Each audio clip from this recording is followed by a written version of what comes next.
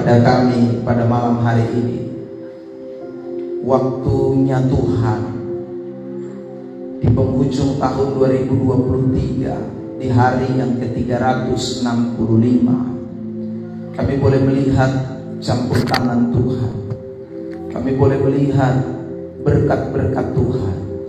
Kami boleh melihat kekuatan Tuhan yang sudah terjadi selama 365 hari lamanya. Kami sungguh tidak bisa balas, kami tidak bisa hitung satu persatu Tuhan. Malam hari ini kami ada di hadirat Tuhan. Kami memuji-muji, kami menyembah, memberikan hidup kami kepada Engkau Tuhan sebagai persembahan yang hidup, yang kudus dan yang berkenan kepada Allah.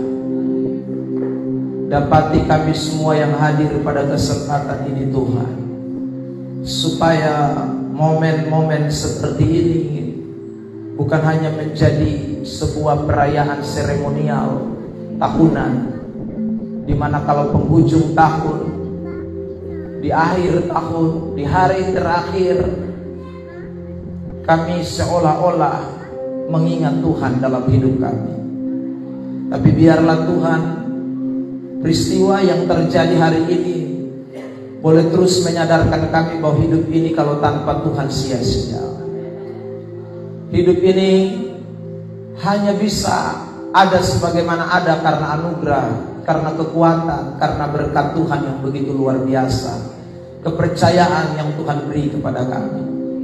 Karena itu Tuhan, malam yang luar biasa ini, berkenanlah Tuhan boleh berbicara kembali buat kami pribadi lepas pribadi, menguatkan kami, meneguhkan kami, mengajar kami, mendidik kami, untuk kami semakin hari semakin lebih baik, lebih bijak, lebih menyenangkan Tuhan, lebih berkenan di hadapan Allah.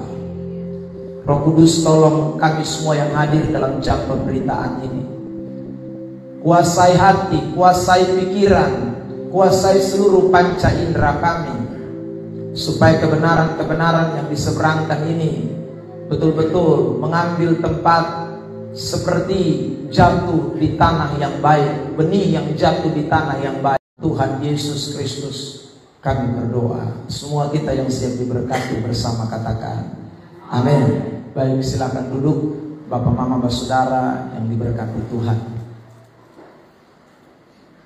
Shalom.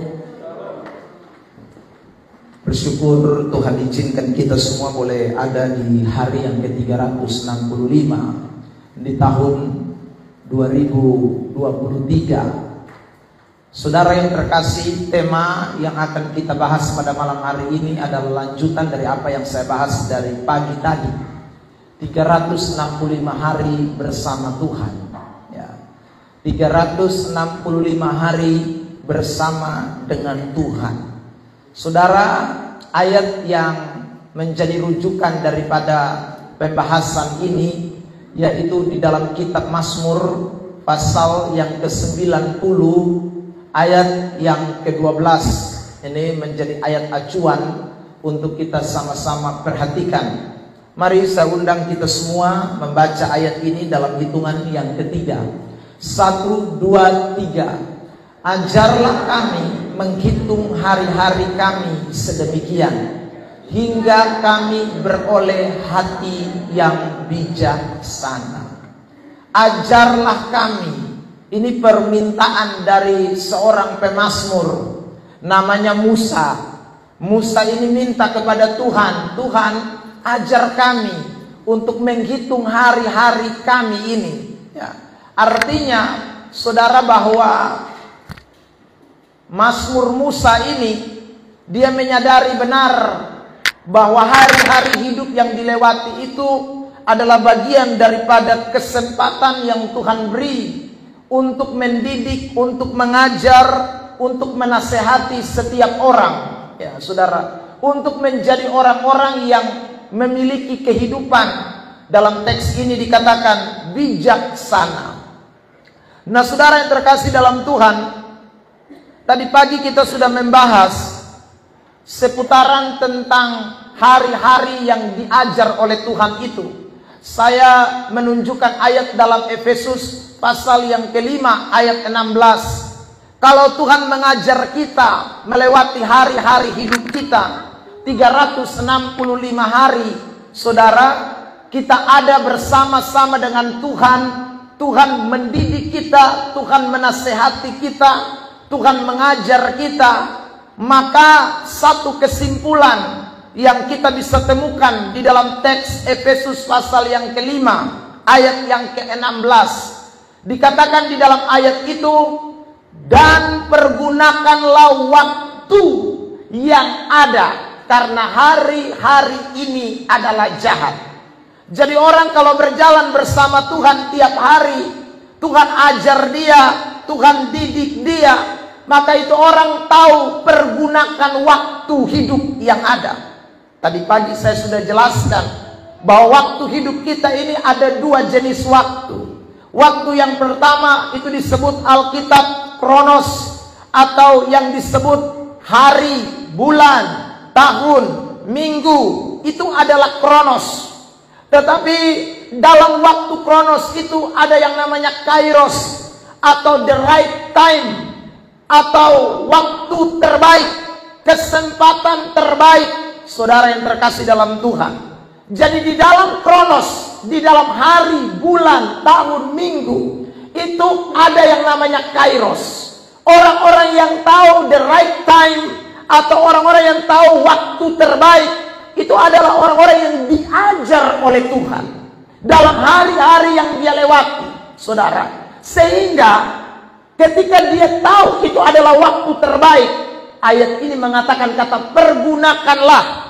Dalam teks terjemahan bahasa Yunani dipakai kata exagorazo, yang artinya membayar harga, menebus, saudara. Ada sesuatu yang harus dikorbankan untuk dapat mempergunakan itu kesempatan yang namanya the right time, atau waktu terbaik.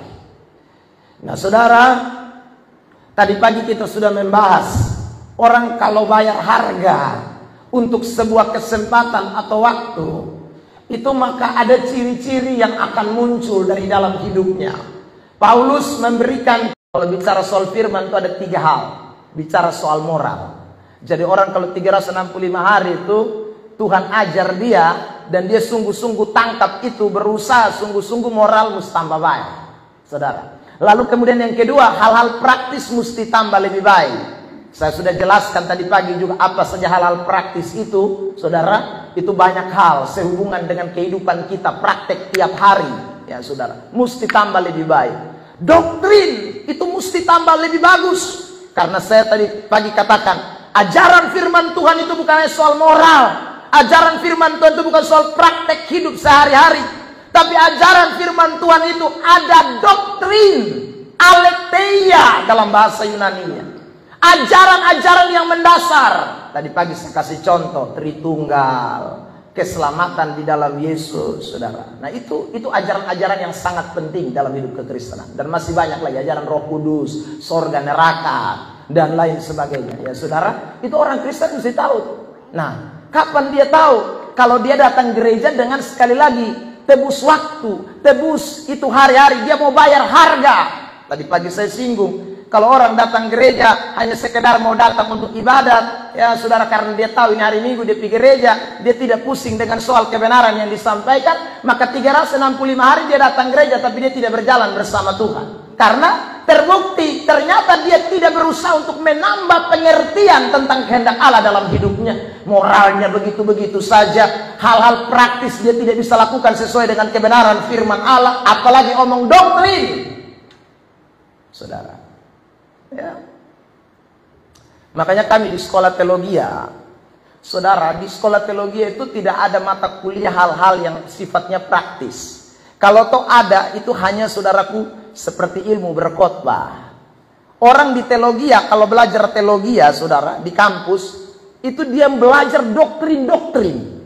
Kenapa? Karena orang menilai, orang yang sekolah teologia itu moral bagus, praktek hidup bagus, baru pergi sekolah teologia.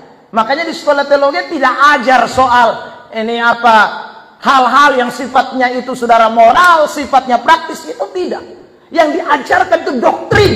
Makanya mata kuliah dalam kampus teologi itu, saudara, itu mata kuliah berat semua. Pneumatologi, belajar tentang Roh Kudus, ya saudara. Belajar tentang Allah, ya.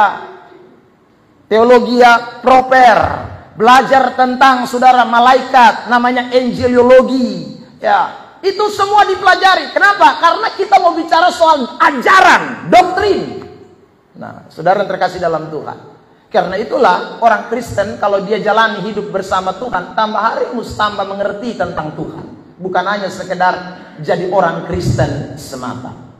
Yang kedua, orang Kristen itu saudara yang terkasih dalam Tuhan, kalau dia berjalan bersama dengan Tuhan 365 hari, dia tebus waktu, dia bayar harga. Tadi pagi kita sudah perhatikan bahwa orang itu akan melakukan hal-hal yang sesuai dengan keinginan Roh Kudus, bukan keinginan daging. Tadi pagi saya bicara soal keinginan daging dari ayat 18 kitab Efesus pasal yang kelima. Di sana dikatakan orang mabuk anggur itu penuh dengan hawa nafsu. Ya, karena itu saudara, orang kalau berjalan bersama dengan Tuhan, dia tidak boleh dipimpin oleh kedagingannya. Tidak boleh mabuk seks, tidak boleh mabuk cinta, tidak boleh mabuk uang, mabuk harta, mabuk pesta pora, mabuk kenikmatan. Tidak boleh. Itu orang Kristen yang tidak berjalan bersama Tuhan. Orang Kristen yang berjalan bersama Tuhan, dia dipimpin Roh Kudus. Dan Alkitab berkata Roh Kudus itu memimpin orang kepada kebenaran. Roh Kudus itu memimpin orang kepada segala kebenaran. Maka orang kalau dipimpin oleh Tuhan hari lepas hari hidupnya, berjalan bersama dengan Tuhan 365 hari, itu seharusnya tambah hari hidupnya tambah menyenangkan Tuhan, saudara. Nah, itu tadi pagi kita sudah lihat panjang lebar. Sekarang kita lanjut. Tadi pagi saya bilang masih sisa 3 bagian. Nah saudara, bagian yang ketiga, keempat dan yang kelima, 3 hal ini kita akan perhatikan.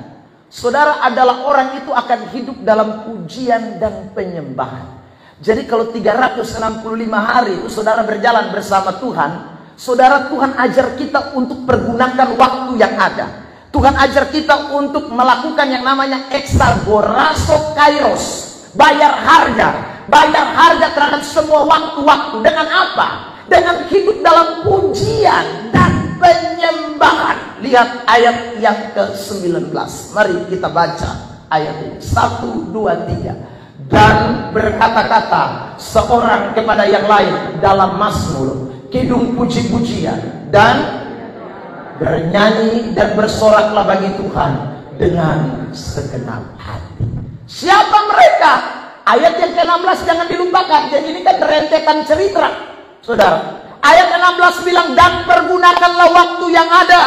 Ayat 19 menjelaskan orang kalau pergunakan waktu, orang kalau bayar harga, exagorazo kairos, tebus harga waktu itu, maka dia akan memiliki kehidupan yang namanya kehidupan praise and worship, kehidupan pujian penyembahan. Dia berkata-kata, bermazmur, hidup pujian, nyanyian rohani, bernyanyi, bersorak bagi Tuhan dengan segenap hati. Amin. Makanya saudara beda nih, orang yang berjalan bersama Tuhan dengan orang yang berjalan campur aduk, sabantar Tuhan, sabantar dunia, itu beda, saudara. Ya, beberapa hari yang lalu saya dengar orang menyanyi di sekitaran sini, wih bagus. Saudara, sampai jam 12, ya mungkin tetangga kita semua di sini pasti dengar, wih lagu-lagu senandung rohani semua. Ya saudara, masuk jam 1. Ya saudara, itu lagu sudah berubah. Padahal tadi itu lagu rohani bagus-bagus semua. Saya juga menikmati sambil susun khotbah. Saya nikmati saudaraku lagu-lagu rohani. Tiba-tiba itu lagu sudah berubah lagi. Nah itu ciri, itu orang yang sebenarnya tidak berjalan bersama Tuhan. Orang kalau bersama Tuhan, ini ayat bilang, dia berkata-kata dalam pujian, mazmur, kidung rohani, nyanyian rohani, bernyanyi, bersorak kepada Tuhan dengan segenap hati, tidak kepada yang lain. Saudara, itu ciri praise and worship, ciri pujian penyembahan, itu ciri yang melekat, ciri yang tidak bisa terpisahkan dalam hidup orang-orang Jadi kalau 365 hari kita bersama Tuhan, Tuhan ajar kita untuk hidup dalam praise and worship, untuk dalam pujian penyembahan. Dan memang untuk pujian penyembahan kepada Tuhan itu butuh yang namanya bayar harga. Pujian penyembahan kepada Tuhan itu tidak bisa tanpa bayar harga. Pujian dan penyembahan kepada Allah itu, saudaraku, tidak bisa dinyanyikan kalau orang itu tidak eksagoraso, bayar harga. Saudara terkasih dalam Tuhan, kenapa harus bayar harga? Ini ayat bilang, karena mus menyanyi dengan segenap hati, bukan setengah hati. Saudara yang terkasih dalam Tuhan, mesti menyanyi dengan segenap hati. Itu praise and worship. Nah, saudara, saya ingin bahas dua hal penting dalam berkaitan dengan nyanyian rohani. Yang pertama adalah soal praise atau pujian. Jadi saudara yang terkasih dalam Tuhan, kalau kita ini berjalan dengan Allah, kita tahu bahwa Tuhan ciptakan kita ini untuk melakukan yang namanya memuji. Ya. Tuhan tidak ciptakan saudara dengan maksud lain. Saya beri cerita sedikit, saudara. Kenapa manusia diciptakan? Ya. Saudara, ingat baik-baik bahwa sebelum ada manusia, ada kehidupan di sorga. Kehidupan di sorga itu ada malaikat-malaikat yang mempunyai tugas masing-masing. Salah satu malaikat yang mempunyai tugas memuji dan menyembah Allah, itu malaikat namanya Lucifer. Kelompok Lucifer itu adalah kelompok pemuji sorga. Kelompok yang saudaraku menyanyikan keagungan pujian bagi Allah. Itu kelompok Lucifer itu. Ya saudara. Nah, jadi saudara, di sorga itu pujian kehormatan bagi Tuhan, bagi Allah. Tetapi saudara yang terkasih dalam Tuhan, si Lucifer itu kemudian pikir-pikir begini, kok tiap hari kita main puji Tuhan, main puji Tuhan, kapan kita dipuji? Saudara, jadi dong juga mempunyai keinginan untuk dipuji. Karena dong punya keinginan dipuji, akhirnya mereka memberontak kepada Allah. Saudara, mereka melakukan pemberontakan kepada Allah. Saudara yang terkasih dalam Tuhan, dan Alkitab beri catatan kepada kita. Lalu kelompok pemuji, saudara, kelompok yang namanya itu Lucifer itu, malaikat Allah itu, dicampakkan ke dalam dunia ini. Siapakah dia? Dialah yang kemudian disebut dengan iblis atau setan atau satan. Jadi saudara, setan itu bukan lahir Tuhan ciptakan dia langsung jadi setan, tidak. Dia itu malaikat pemuji. Dia itu, saudara terkasih dalam Tuhan, pemimpin WL, singers, pemain musiknya sorga. Saudara terkasih dalam Tuhan. Ya, ini saya mulai masuk dalam doktrin angelologi atau doktrin malaikat. Saudara, jadi setan itu dicampakkan sekali lagi dari sorga. Dia penghuni sorga. Dia yang mau menyamai Tuhan Allah. Dia yang mau saudaraku duduk di atas tahta untuk dipuji. Makanya saudara yang terkasih dalam Tuhan, sampai hari ini setan membangun trik pujian, setan membangun trik praise, setan membangun trik bagaimana mencari orang-orang yang memuji dia, karena dia mau dia dipuji. Saudara terkasih, nah karena setan dicampakkan, maka Tuhan menciptakan manusia untuk menjadi pengganti. Nah, jadi saudara dan saya pengganti itu malaikat-malaikat pemuji. Saudara, kita ini diciptakan untuk memuliakan Allah. Makanya Yesaya 43 ditampilkan. Kitab Yesaya 43 ayat 6 dan ayat 7. Mari lihatin ayat dulu di Esi Worship. Yesaya pasal yang ke-43 ayat yang ke-6 dan ayat 7.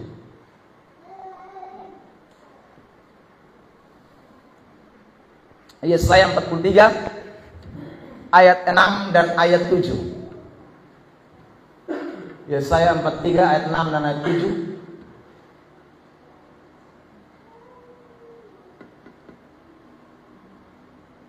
Bisa? Yesaya Tidak ada tuh ayat.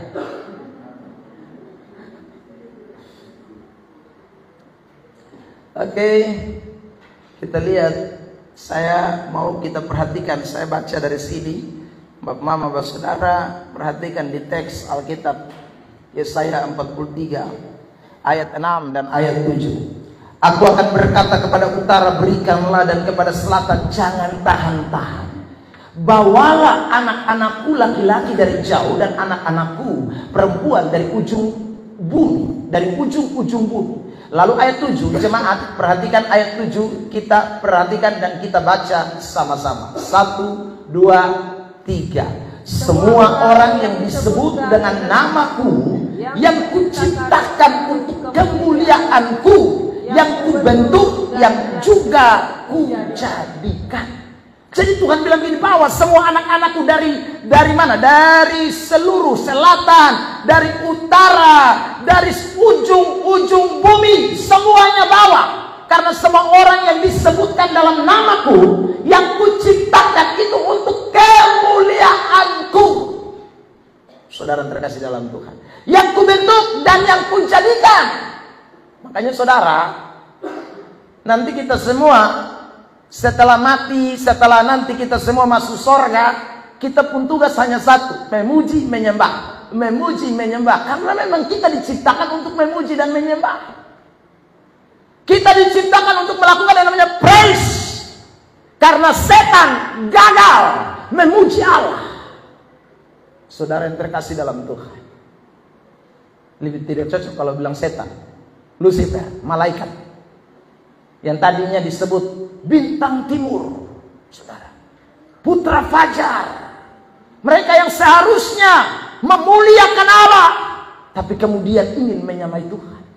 Makanya saudara, pujian itu adalah sesuatu yang dipakai oleh iblis untuk hari-hari ini dijadikan alat, karena dia memang rindu dipuji, saudara. Makanya setan itu mau orang memuji dia. Karena waktu dia mau dipuji di sorga, Tuhan tendang, kasih keluar dia dari kerajaan sorga, dan dia akan diberi tempat yang namanya neraka. Saudara, itulah tempat penghukuman setan. Saudara, karena tidak ada penebusan bagi setan, tidak ada, saudara terkasih dalam Tuhan, pengorbanan keselamatan bagi iblis, tidak ada. Malaikat tidak bisa ditebus. Saudara terkasih dalam Tuhan, yang bisa ditebus hanya kita manusia.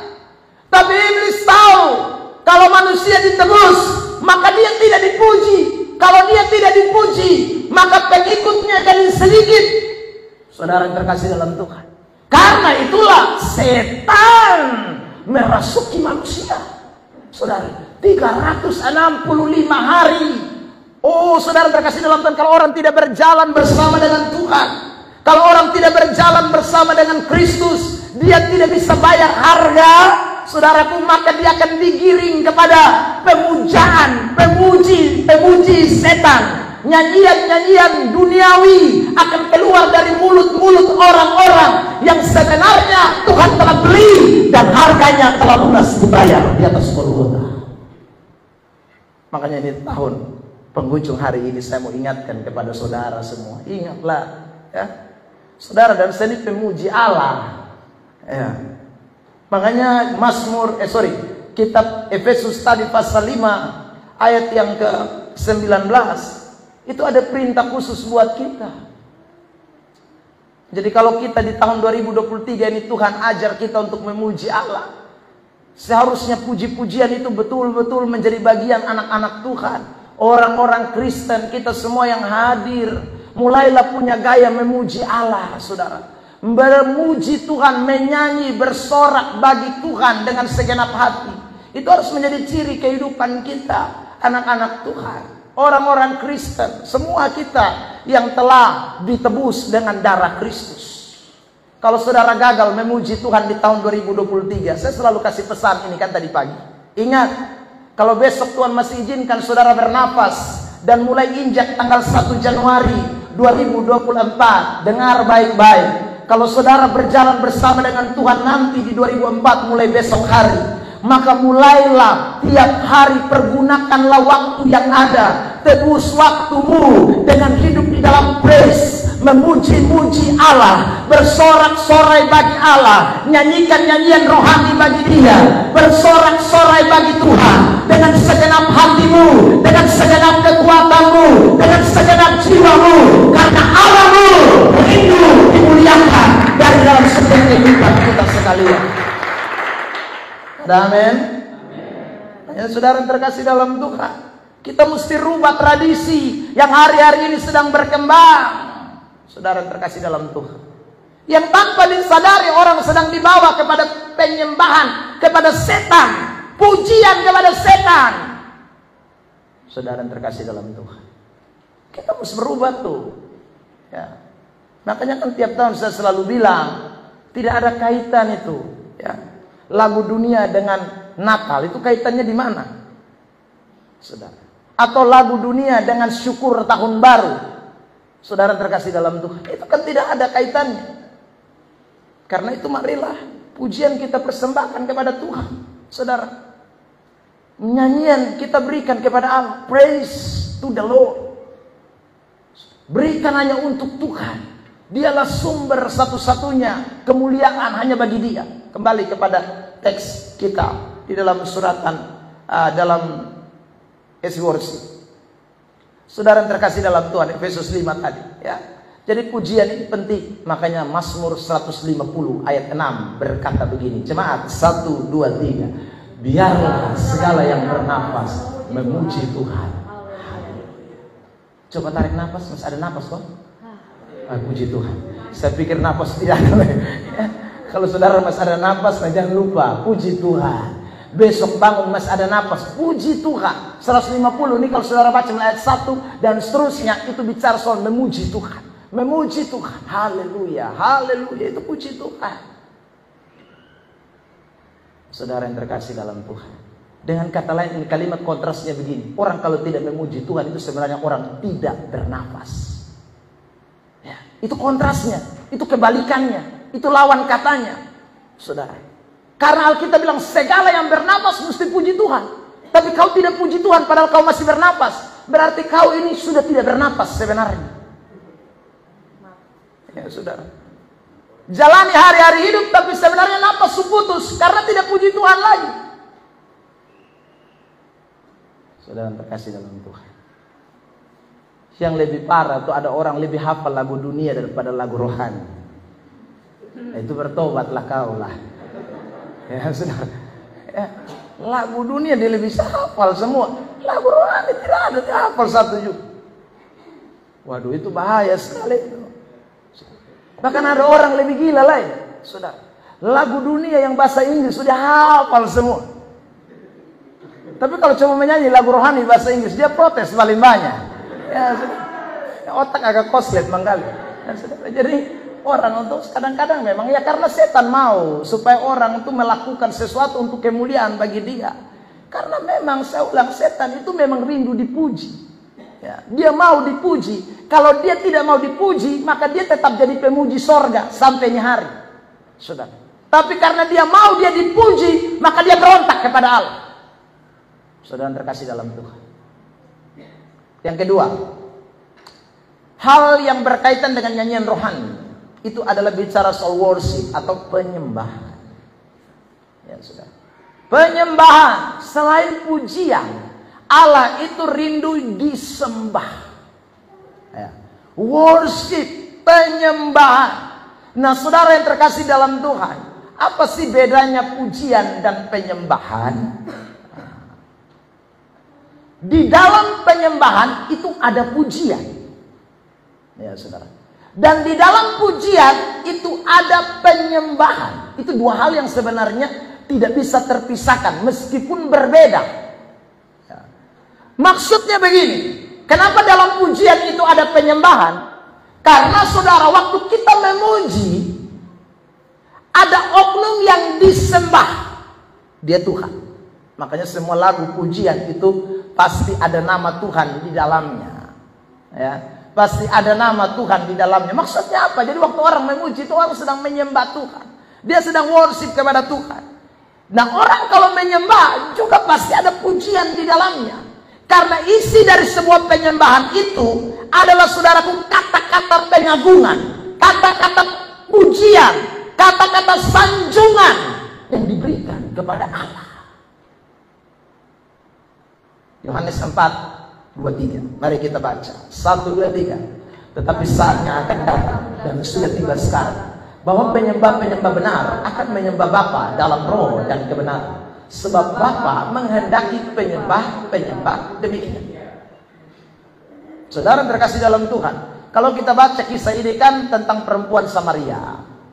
Perempuan Samaria itu mereka punya tempat penyembahan sendiri, namanya Gunung Gerizim. Gunung Gerizim itu tempat ibadahnya orang Samaria. Jadi orang Samaria itu sama orang Yahudi kan tidak baku cocok. Jadi orang Yahudi menyembahnya di Yerusalem, orang Samaria menyembahnya di bukit yang namanya, atau di gunung yang namanya Gerizim. Nah saudara, lalu kemudian Yesus ketemu dengan ini perempuan Samaria di sumur Yakub kan. Saudara terkasih dalam Tuhan, waktu ketemu, lalu Yesus bilang begini sama perempuan Samaria di Yohanes pasal 4 ayat sebelumnya. Dia berkata begini sebelum ayat 23, ayat 22 dan 21. Dia bilang begini, kamu menyembah apa yang tidak kamu kenal. Kami menyembah apa yang kami kenal. Saudara, maksudnya apa? Maksudnya begini, penyembahan itu harus jelas siapa oknum yang kamu sembah. Bukan persoalan kamu pergi ke gereja.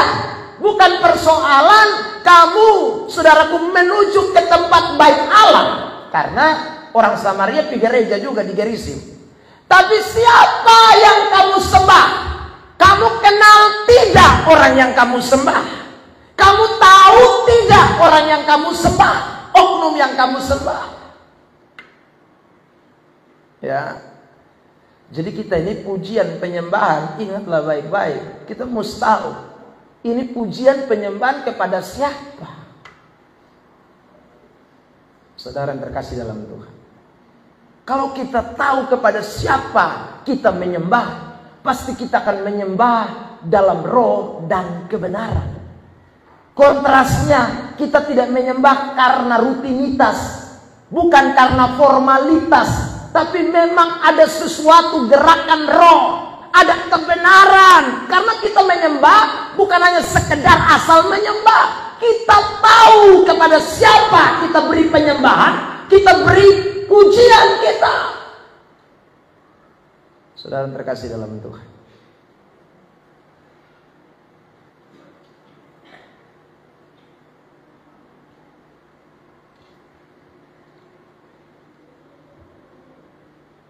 contoh, ku cinta kau, rahmatmu nyata bagiku.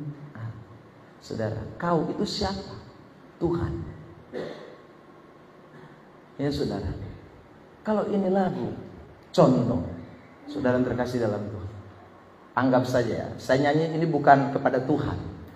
Saya mau beri persembahan pujian atau nyanyian kepada istri saya misalnya. Tapi waktu saya menyanyi, ku cinta kau, istri saya di depan. Tapi saudara, saya balik begini, ku cinta kau, istri saya di sini. Ya saudara, ini oknumnya.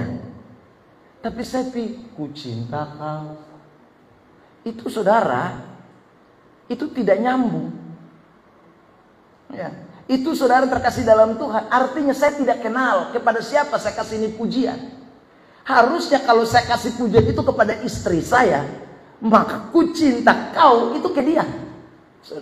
Orangnya, oknumnya ada di depan saya. Saya berjumpa, saya berhadapan, saya kenal dengan oknumnya, dengan pribadinya. Itu worship. Saudara yang terkasih dalam Tuhan, dan untuk sampai kepada worship ini dibutuhkan yang namanya bayar harga. Kalau saudara tidak bayar harga, tidak bisa. Saya kasih kesaksian ulang-ulang kepada saudara. Waktu saya belum bertobat, saudara, saya kan sudah dari kecil di gereja karismatik, ya. Bukan sutua ini baru di gereja karismatik, sudah dari kecil, ya. Saudara terkasih dalam Tuhan. Tapi waktu saya belum bertobat, saya sama sekali tidak bisa merasakan yang namanya penyembahan kepada Allah, pujian kepada Allah. Saya tidak rasakan.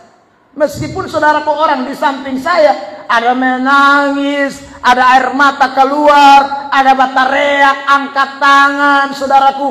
Bahkan mungkin sebagian kadang saya meluh itu ingus cuma lele. Saudara. Tapi saudara terkasih dalam Tuhan, satu adem-adem saja. Tidak ada pengaruh sama sekali. Saudara terkasih dalam Tuhan. Rasanya saya ada di alam lain. Saudara, orang itu yang ada di samping kiri saya, ada di samping kanan saya, itu ada di alam lain. Mereka ada di alam lain, saya ada di alam lain. Saudara terkasih dalam Tuhan. Nah, itu tuh namanya menyembah tidak pada apa yang kita kenal. Kalau kita tidak menyembah pada apa yang kita tidak kenal, jawabannya sederhana. Sebenarnya kita belum berjalan bersama dengan Allah. Sehingga saudara yang terkasih dalam Tuhan, kita tidak bisa menikmati hadirat Allah. Penyembahan kita itu cuma penyembahan, ya liturgi doang. Worship kita itu hanya worship ya karena saya ada dalam gereja.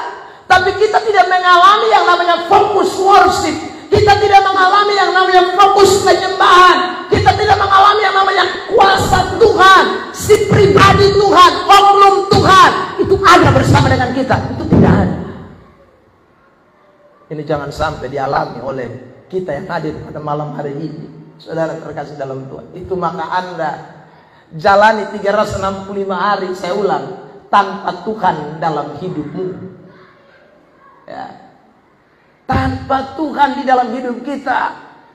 Memang kita nyanyi lagu, kita menyanyi pujian, kita menyanyi, saudaraku, kelihatan kita menyanyi. Tapi sesungguhnya penyembahan kita tidak kepada Kristus. Penyembahan kita tidak kepada Allah. Penyembahan kita tidak kepada Tuhan. Tidak. Kepada tembok iya. Kepada lampu-lampu iya. Kepada AC. Kepada orang di sekitar kita mungkin. Tapi tidak kepada Tuhan. Sebab orang kalau menyembah sampai kepada hadirat Allah. Saudara yang terkasih dalam Tuhan, Alkitab berkata ada kuasa dalam pujian dan penyembahan. Itu yang terbaik bagi Yesus. Jangan sia-siakan. Saudara terkasih dalam Tuhan. Sehingga orang kalau nikmati pujian dalam hadirat Tuhan sungguh-sungguh, Tuhan hadir dalam depu hidup.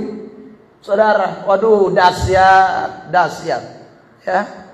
Makanya 365 hari ke depan, ya, di poin yang kedua ini saya tutup lagi dengan kalimat yang sama. Kalau saudara sudah gagal di tahun kemarin 2023, di hari-hari terakhir, kita kan tidak bisa kembali 1 Januari 2023, tidak bisa. Tapi ini mesti menjadi peringatan dan pelajaran buat kita. Aduh Tuhan, ternyata 365 hari ini beta jalan tanpa Kristus dalam depu hidup. Beta jalan sendirian. Karena ternyata beta rasa tidak ada sesuatu yang berdampak dalam depu hidup. Ketika memuji, ketika menyembah, hanya sesuatu lip service, formalitas yang keluar dari bibir mulut saya. Tapi sesungguhnya Tuhan tidak ada bersama-sama dengan saya. Kisah ini sama seperti yang dialami oleh bangsa Israel ketika Yesus menegur mereka dalam Matius pasal 15 ayat yang ke-8 dan ayat 9. Percuma kamu ibadah karena kamu memuliakan aku dengan bibirmu, tetapi hatimu jauh daripadaku. Beberapa hari lalu Natal dengan tema penyembahan yang benar, saudara. Ya, saya kasih cerita tentang seorang ibu yang 2 minggu berturut-turut ketika pujian penyembahan dia menangis. Ya, saudara. Setiap pujian penyembahan altar call terakhir itu sudah dia menangis mati pun. Walau lupa gembalanya pikir wah ini memang ini jemaat satu nih rasakan hadirat Tuhan luar biasa. Ya saudara. Minggu ketiga Bapak Gembala kepengen tahu. Ya saudara. Turun dari mimbar langsung ketemu ibu ini. Ibu luar biasa 2 minggu berturut-turut saya lihat ibu menikmati sekali hadirat Tuhan. Saya minta ibu minggu depan tolong kasih kesaksian di gereja bagaimana ibu merasakan hadirat Tuhan. Lalu sentak ini ibu jawab Pak Pendeta kaget. Saudara, kenapa? Ibu ini bilang begini, minta maaf Pak, saya tidak rasa hadirat Tuhan. Tapi kok ibu menangis? 2 minggu bu saya lihat dari mimbar.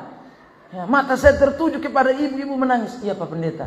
Soalnya setiap kali Pak Pendeta pas pujian penyembahan, lalu Pak Pendeta angkat tangan menyanyi ajak jemaat menyembah Tuhan.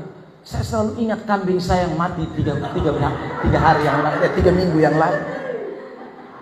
Loh, ya kenapa kamu ingat? Ya soalnya jenggot bapak itu sama dengan jenggot kambing saya. Saudara, jadi orang kalau menangis di gereja itu belum tentu dia rasakan hadirat Allah. Siapa tahu utang belum bayar di FIL, Adira belum lunas. Itu bahaya.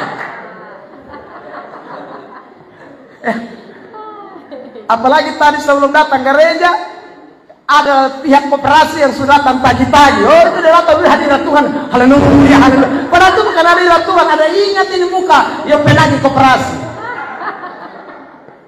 Saudara, orang kalau berjalan bersama Tuhan beda. Dia tahu siapa yang dia sembah. Ada amin. Ya, jadi saudara terkasih dalam Tuhan, itu ingat baik-baik. Ya. Jadi kita semua yang ada di dalam hari-hari yang kita lewati, pastikan saudara bahwa betul-betul Anda dan saya itu memuji, menyembah Allah yang betul-betul kita kenal. Ya saudara.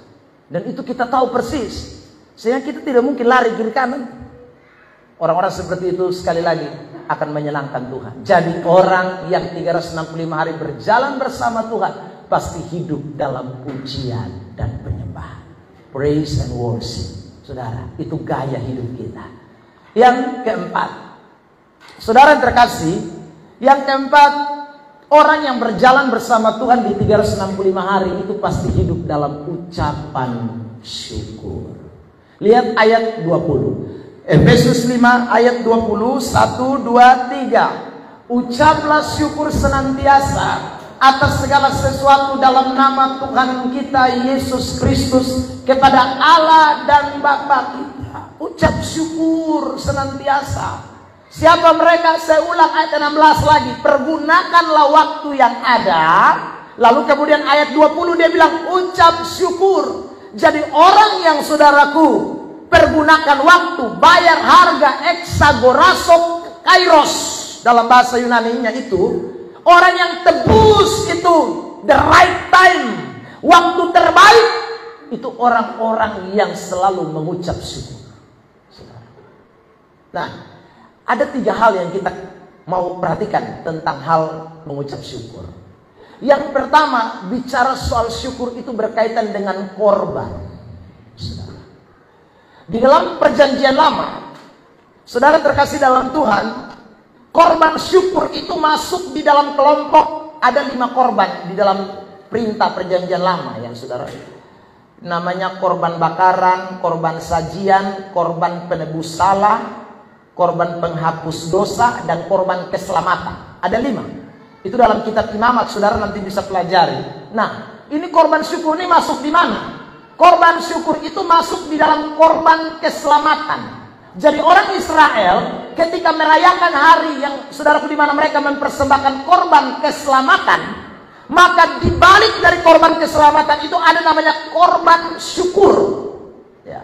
Mereka selalu mempersembahkan syukur mereka ketika mereka mempersembahkan korban keselamatan kepada Allah. Saudara terkasih dalam Tuhan, jadi kita ini memberi korban syukur itu karena kita merasakan betapa luar biasanya keselamatan yang Tuhan berikan kepada kita.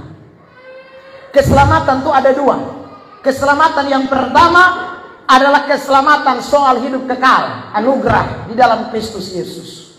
Tapi jangan lupa keselamatan yang kedua adalah kita sudah ditolong Tuhan sehingga kita sampai di 365 hari.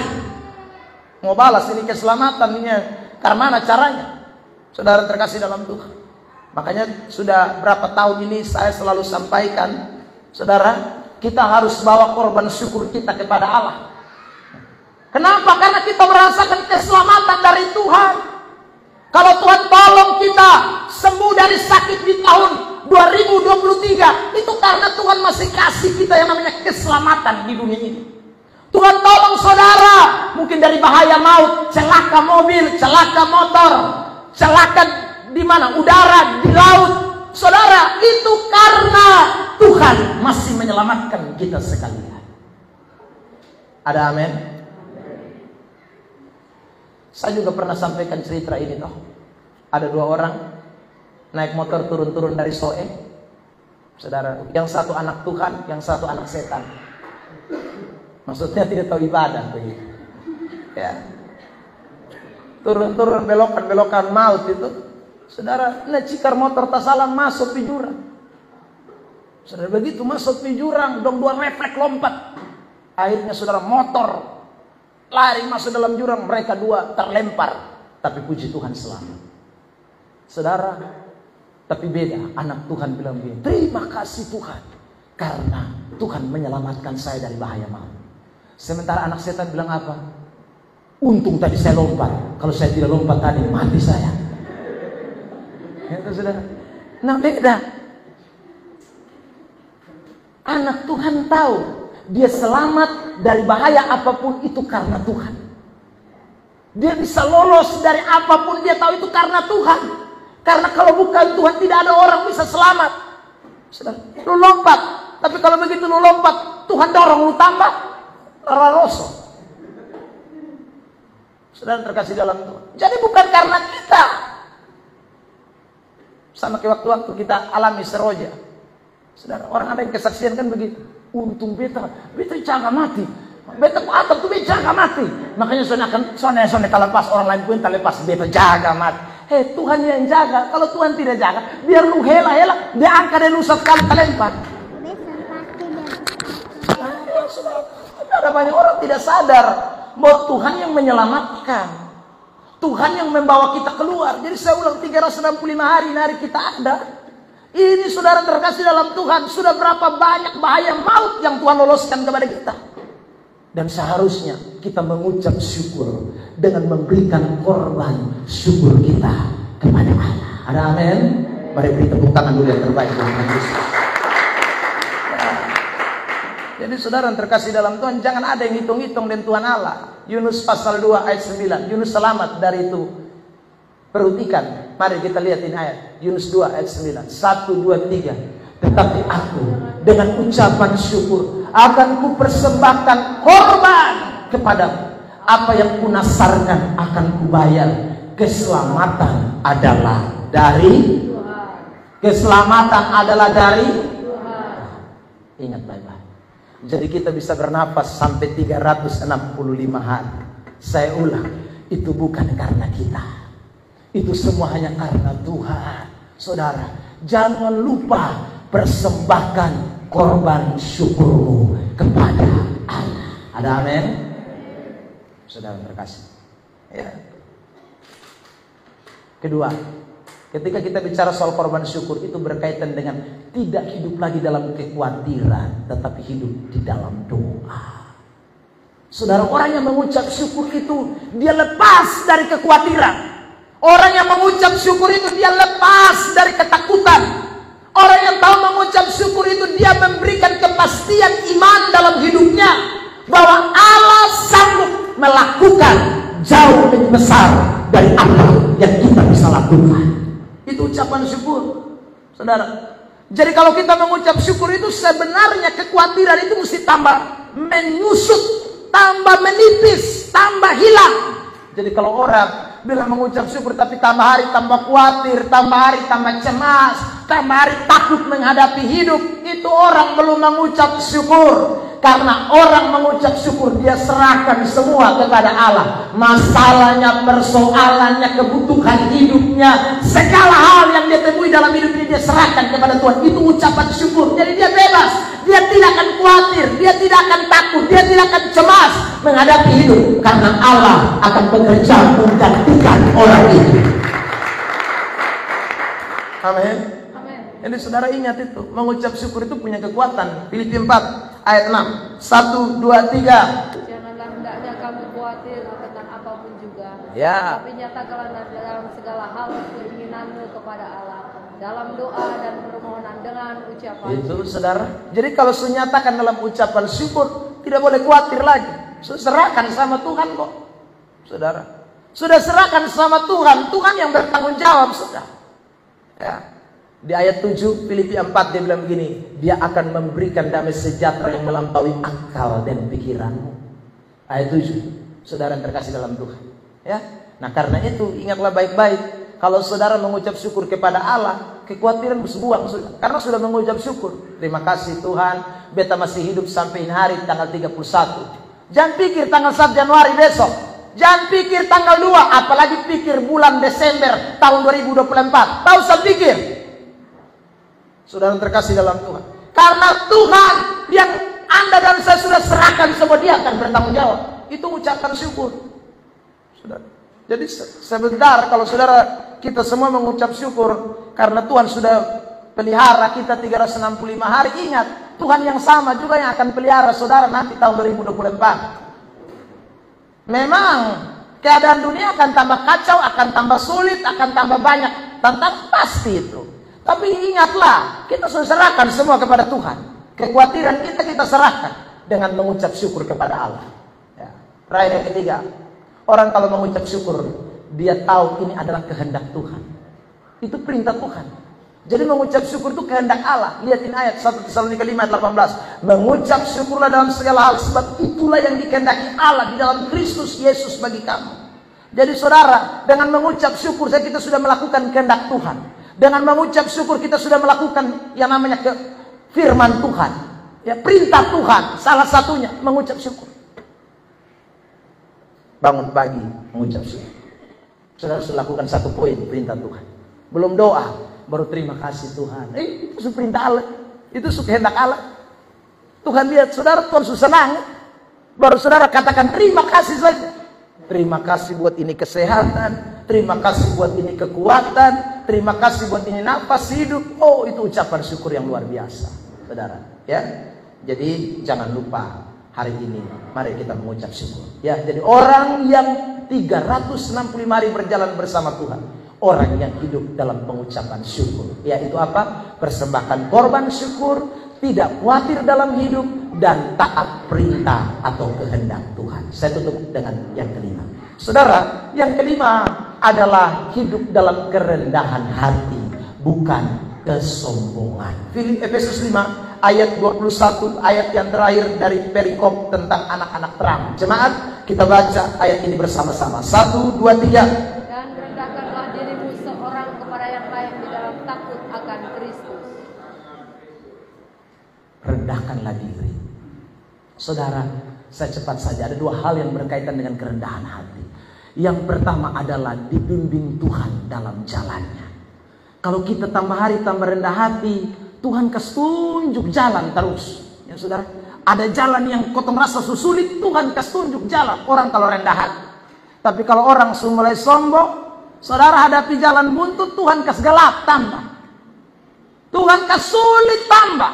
Karena Tuhan hanya jamin, Dia tunjukkan jalan, Dia bimbing orang-orang yang rendah hati. Mari kita lihat. Ini ayat Mazmur 25 ayat 9. Jemaat 1, 2, 3. Ia membimbing orang-orang yang rendah hati menurut hukum, dan Ia mengajarkan jalannya kepada orang-orang yang rendah hati. Jadi kalau kita rendah hati, Tuhan sayang mau mati kita. Ya dunia memang mungkin tutup jalan-jalan kita, tapi Tuhan akan bimbing betul. Tuhan akan kasih tunjuk jalan. Ini ayat yang ngomong nah. Ya. Yang kedua, orang kalau rendah hati, Alkitab berkata Tuhan kasih hikmat kepada orang yang rendah hati.